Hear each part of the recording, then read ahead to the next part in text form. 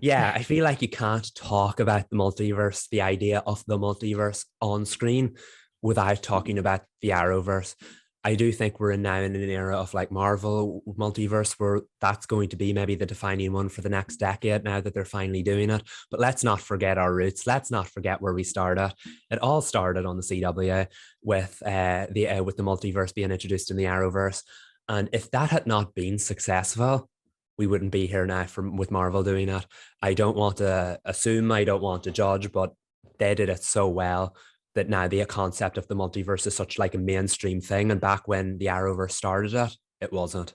So I did consider wearing my Doctor Strange cape and quiffing my hair off to take y'all through a trip through the multiverse, but we'll just use my words instead. um, so your nice little Arrow connection is a great place to start.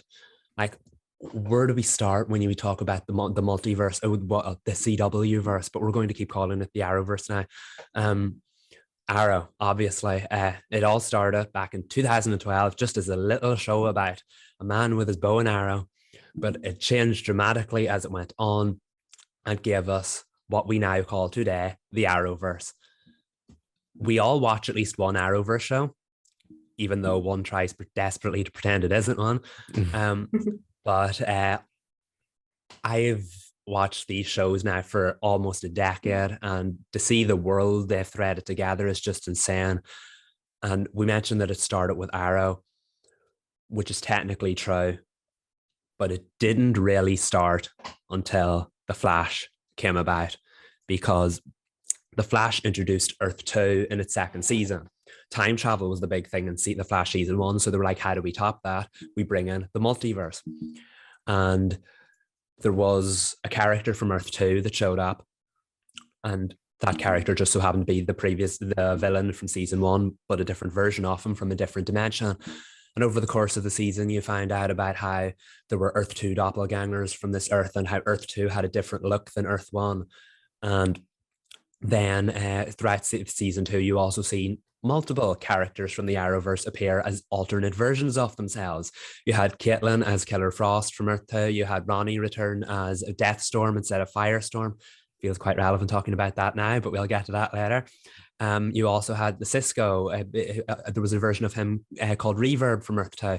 And my favorite, Arrow's Black Canary, Katie Cassidy, showed up as an Earth 2 version on The Flash called Black Siren, who would then go on to become a hero on Arrow.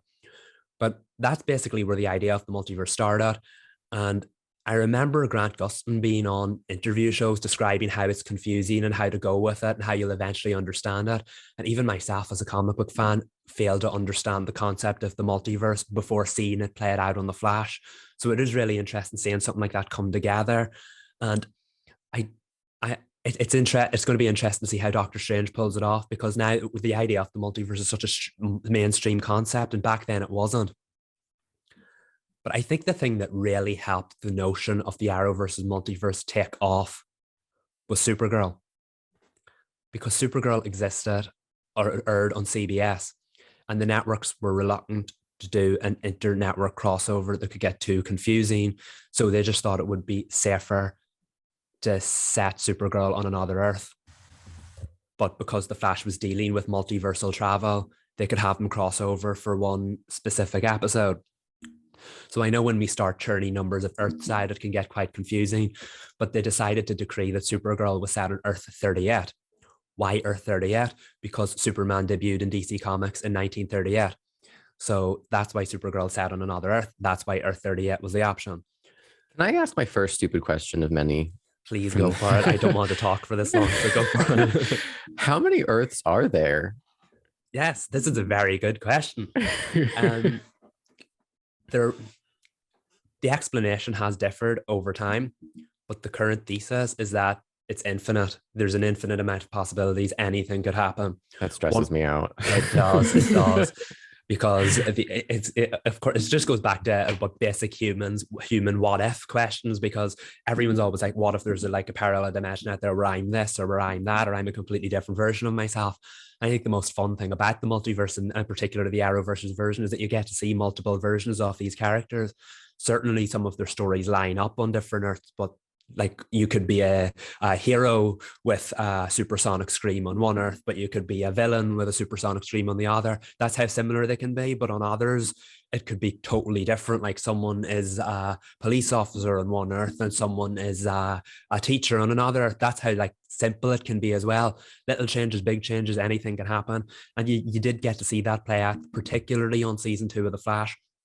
But I don't think the concept really took off in the way that it ultimately would until they decreed that Supergirl was set on another Earth. The next spin-off was Legends of Tomorrow, and it's a pretty easy one to follow because it's basically started as B characters from both Arrow and The Flash. There were no Supergirl characters on it, so that was set on Earth 1 as well. So now we have Arrow, The Flash, and Legends of Tomorrow all set on Earth 1, and Supergirl set on Earth 38. So again, the idea of the multiverse was out there, but it wasn't that big of a thing unless they needed heroes to cross over, which brings me nice. Fun. Oh yes, exactly. Which brings me nicely to the crossover conversation. They'd done Arrowverse crossovers before, but the first big major Arrowverse crossover was Invasion, where they brought the heroes of Arrow, The Flash, Legends of Tomorrow, and Supergirl together to battle aliens. The Earth 1 Arrowverse had never dealt with aliens before, so they decided to recruit the Girl of Steel, who had dealt with aliens all the time on her Earth. They had Barry pop over to Earth 38 and grab Kara and said, "We need your help."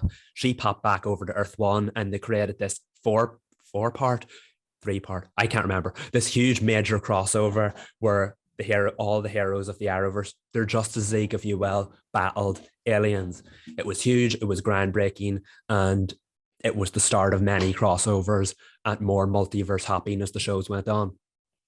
As the shows went on, they started to like bridge the gap between the multiverse, and then it didn't seem like it was that far away. The Flash was able to do that with the character of Cisco, who could pop between wormholes. So, like, even an episode of even an episode of The Flash where Cisco was battling someone, he'd like open a wormhole and pop through it and suddenly end up in Cat Grant's office from Supergirl. And then he'd be battling his doppelganger, and then we'd go back through the portal and you'd end up back in Central City with the Flash. That's how easy multiverse hopping got for the Arrowverse as it went on. And it was a nice little way. Yeah, exactly. It was a nice little way to bring the other shows into it without having to bring any of the characters into it. So that was pretty cool. So it continued through things like the Crisis on Earth X crossover. It was about an Earth where the Nazis won World War II, and it was like, so they had evil Nazi doppelgangers of Supergirl, Arrow, and the Flash, who just so happened to be the Reverse Flash because we did Evil Barry before. We don't need to do that again. And that kind of dealt with it like in a kind of like let's do this as a standalone movie kind of thing. Let's not think too much about it, because those villains were from another Earth, but they came to ours, so that you didn't have to think too much about that. The main thing they were building towards, and this is amazing how it all worked out because it wasn't planned and it fell into their lap, was Crisis on Infinite Earths. There you go, Infinite Earths. There you go. That was the big turning point that they've been building towards for years. And it all started with the first episode of The Flash, when a newspaper from 2024 talked about how there was a major crisis on the horizon. It was supposed to be set in 2024, but since Arrow was ending prematurely, they decided to bring it forward 5 years and set it in 2019 instead. And like, you think without Supergirl being set on another Earth on another network, that would never have needed to happen. That would maybe never have happened in the way that it did, because the funny thing is Supergirl ended up joining the rest of them on the CW anyway. And if Supergirl had started on the CW, it would never have been set on another Earth. That was just a decision by CBS to make the crossovers more easy without having to watch the other shows. But Supergirl did join the other shows on the CW. It was started being filmed in Vancouver, so the heroes didn't need to track back and forth to LA and Vancouver to film crossovers. They could all just do it now that they were on the separate sets beside each other. But Crisis on Infinite Earths was the big thing. We finally arrived in 2019, the big crossover everyone's been waiting for, and that explored the multiverse in a way that no other crossover, no other show had ever done before. And you talk about, why is the show set on that Earth? Why is the show set on this Earth? Crisis on Infinite Earth basically explained that. How they did that, they paid tribute to the entire DC library. So they could really have a lot of fun with it. We explored other Earths we'd never seen before. For example, Earth 90 was the same Earth that the 1990s Flash TV series was set on. You said 90? Yeah. Earth, Earth. I'm still going. Wait till I start whipping off these digits. Yeah, Earth 89 was the same Earth where Batman 1989, the Tim Burton film, was set. They even brought one of the cast members back to pay tribute to that. So he's sitting reading the newspaper and there's the bat signals in the background and the skies turn red. And he looks up and says, "Oh, I hope you're watching, big guy." A reference to Michael Keaton's Batman from that movie. Earth 66. Now, this was a fun one. Earth 66 brought back Burt Ward from the 1966 Batman TV series, and it showed him walking his dog down the town, Ace the Bat Hound, walking his dog down the town as the skies turned red, and he shouted, "Holy crimson skies of death!" So it is really, really is paying tribute to every DC project. Oh my God. Earth 19 was the same Earth the 2019 Swamp Thing was sat on. Rest in peace. So good. Earth 9 was the same Earth the Titans was sat on. So these shows that aren't connected will never be considered Arrowverse shows. Got to make brief cameos within the Arrowverse because you got to see what Earth they were sat on. So long story short, Crisis on Infinite Earths is about how an evil being called the Anti-Monitor wants to wipe out the entire multiverse. And he does that with a wave of antimatter that wipes out everything. And instead, it started on Earth 38, but all the other heroes on Earth 1 knew it was going to happen at some point. They rudely decided not to tell Supergirl, so she was sitting standing on her Earth thinking, why is my Earth falling apart? Because none of her besties decided to tell her that the crisis was coming. So they all showed up on her Earth and a war for the multiverse started. Crisis was used as a way to kind of reboot what we knew about the Arrowverse multiverse, because it is confused. And if I start chatting Earth 90, Earth 89, Earth 38, somebody will say, what does all this mean? Why is Supergirl sat on a different Earth than her other heroes? Why are the other shows, Batwoman, which I forgot to mention, was also sat on Earth 1. Why are all these other shows sat on Earth 1? And why is Supergirl the odd one out in Earth 38? Why is there a Superman on Supergirl's Earth, but why is there no Superman on the Earth 1 with the arrow and the green the green arrow and the Flash?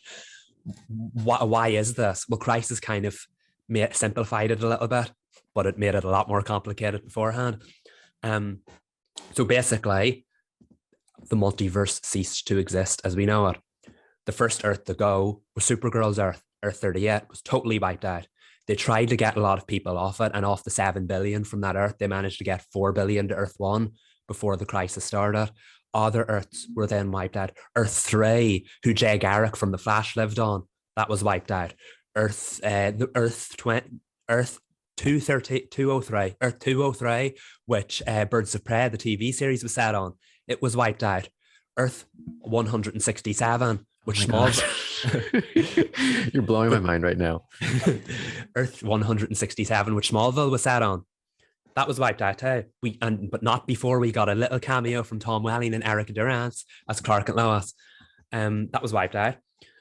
So basically, all the Earths were wiped out, leaving just Earth 1.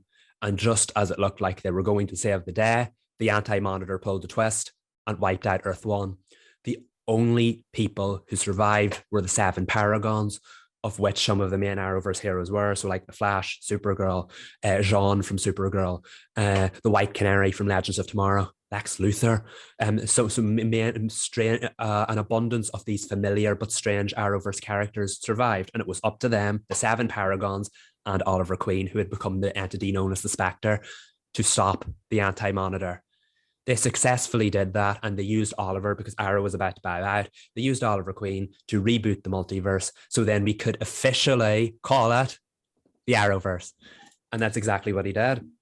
He rebooted the multiverse. We had a new Earth, but all of the shows now exist on the same Earth. So that was the biggest change when they came back.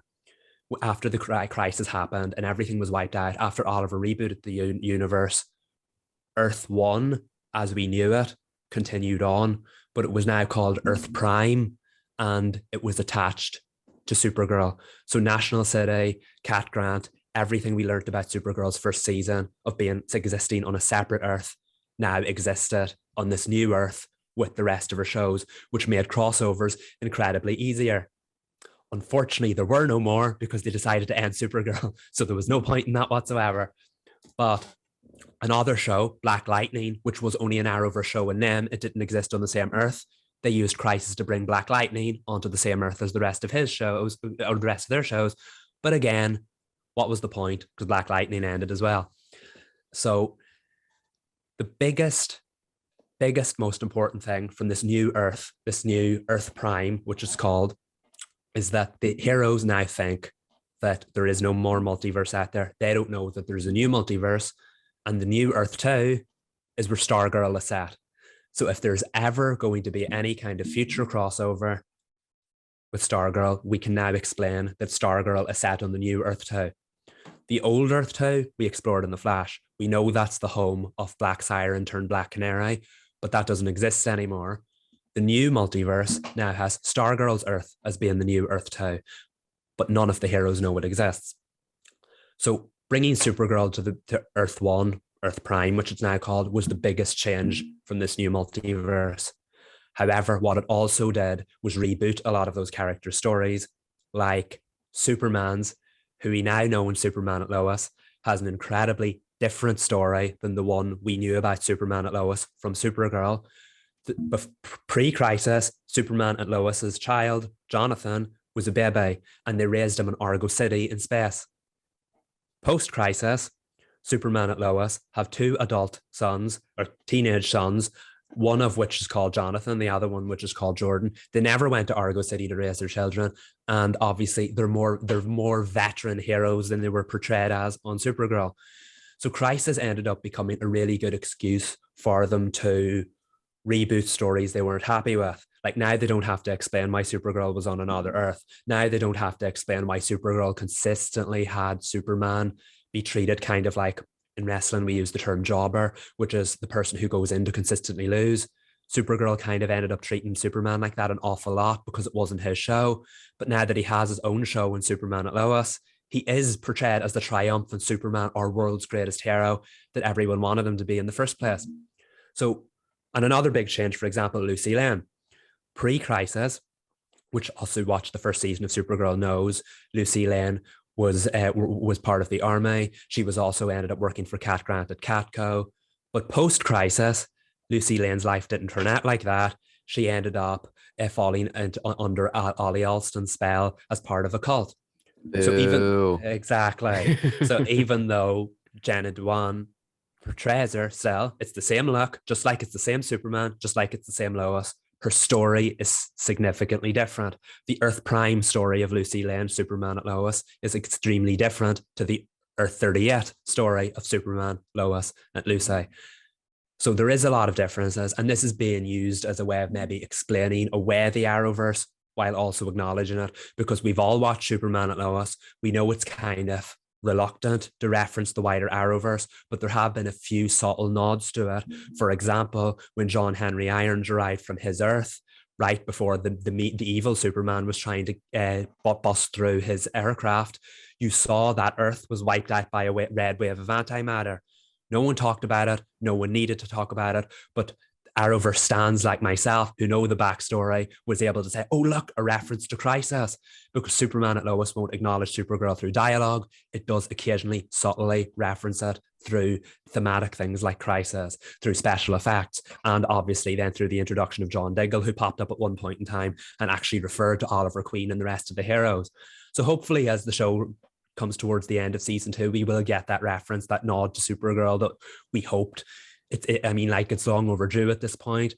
So it's important to just, before I wrap up my multiverse talk and then take questions so that I don't have to keep talking, before I wrap it up, basically, this is where we're at now.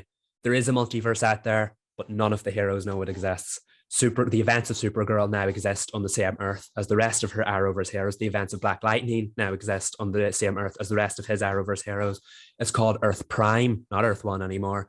And it was a cool way of bringing all the heroes together. There is a new multiverse out there. Stargirl is set on Earth 2. I think the Christopher Reeve movies, the Superman movies, are set on Earth 96.